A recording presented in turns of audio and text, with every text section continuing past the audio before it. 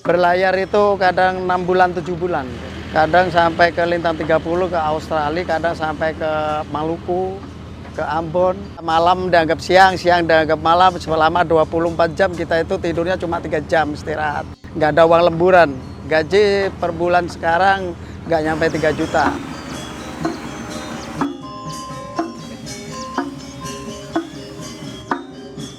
Satu kamar itu 6 berarti 12, kan ada tingkatan gini. Pekerjaan yang paling berat itu di ABK itu tarik ikan, Bu. Penarik ikan dalam jam 5 sore, andaikan sekarang ini jam 5 sore, nanti selesainya jam 12, jam 1 malam. Kadang langsung kita itu kerja lagi, tabur pancing lagi, Bu. Sampai bisa istirahatnya saya nanti itu jam 8, jam 9, kita istirahat 3 jam. Walaupun pegang handphone, kita kan nggak ada sinyal itu. Kita kan jauh dari daratan.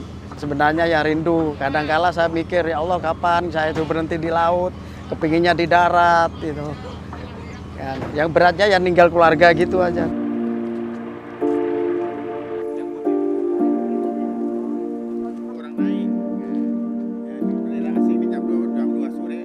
KKP bersama Kementerian Tenagakerjaan sedang bekerja sama dalam mengembangkan panduan pengawasan tenaga kerja khususnya di atas kapal ikan. Ini sebuah langkah yang sangat bagus menurut saya. Kita pernah mengalami pengalaman buruk di tahun 2015 terjadi perbudakan di kapal ikan di Benjina, di Maluku. Tentunya dengan bantuan fasilitasi dari ILO, saya sangat mendukung khususnya di kapal ikan, baik di kapal ikan Indonesia maupun di kapal ikan asing. Panduan ini akan sangat efektif apabila diimplementasikan dengan melibatkan banyak stakeholder terkait.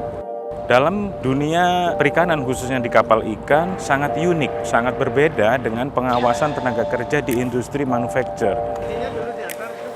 Untuk capaian-capaian yang sudah dilakukan oleh pemerintah Indonesia, ada beberapa agenda yang bagaimana ada harmonisasi ya, sinkronisasi regulasi antar kementerian lembaga yang memiliki concern terhadap sektor ini.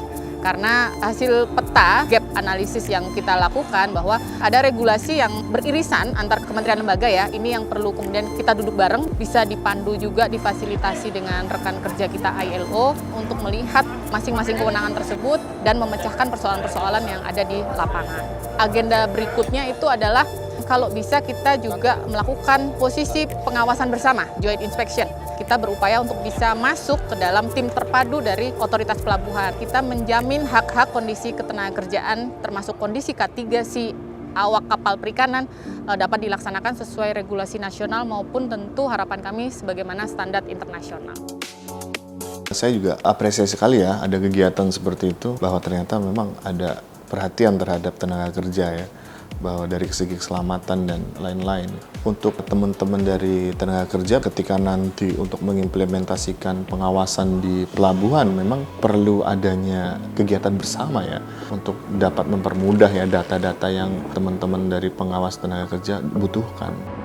Pada saat yang lalu-lalu, inspeksi dilakukan secara parsial. Jadi kami melakukan inspeksi utamanya ketika kapal akan berangkat, misalkan dicek ABK-nya dan seterusnya.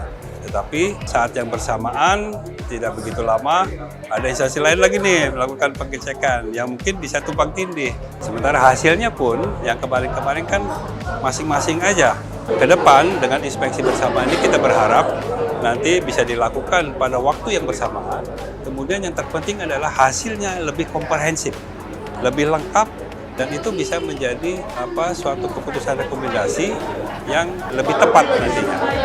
Yang paling utama adalah kegiatan seperti ini perlu dibakukan. Dengan adanya mitra-mitra kerja kita ini, kita ajak saling komunikasi apabila ada suatu permasalahan-permasalahan yang kita tidak bisa menyelesaikan, ada instansi luar mungkin bisa menyelesaikan, ya itu yang bagus. Kalau untuk itu kan istilahnya kalau kita kerja di laut kan nggak ada di sini, Bu. Gajinya menurut keterangannya teknisinya itu 60.000 per jam. Bagian freezer 45.000 per jam per hari dan ABK-nya 35.000 per hari. We select partner countries, and Indonesia is one of them. One of the biggest countries of origin of fishers, both local fishers in Indonesia, but also migrant fishers, Indonesian migrant fishers going to work on foreign flag vessels. So we really wanted to work with Indonesia to try to address issues of forced labor and labor rights violation in the sector. Those guidelines on labor inspection in the fishing sector, we are not only piloting them with labor inspectors and fisheries inspectors. We have also engaged a lot with fishers to try to understand their perspective on this work. Try also to test the questionnaire that those inspectors will use with fishers so that we make sure that all questions can be easily understood, that there's no misunderstanding. It's been very important to really put fishers also at the center of this work and not only look at it from enforcement authorities' perspective.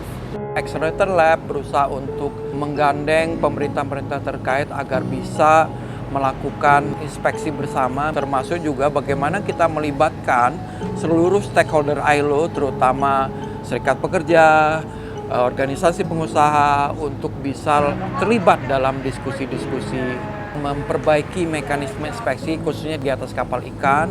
Kita tentu akan mempromosikan mekanisme dialog bersama kementerian-kementerian tersebut, kemudian menggagas serangkaian capacity building, pelatihan-pelatihan, bagaimana melakukan inspeksi bersama, bagaimana mendeteksi adanya kerja paksa di sektor perikanan atau di kapal ikan gitu. Untuk saat ini kami menargetkan pertama bahwa panduan inspeksi di tenaga kerja di sektor perikanan ini bisa selesai, bisa diimplementasikan secara baik di lapangan, termasuk juga mekanisme inspeksi di kapal ikan.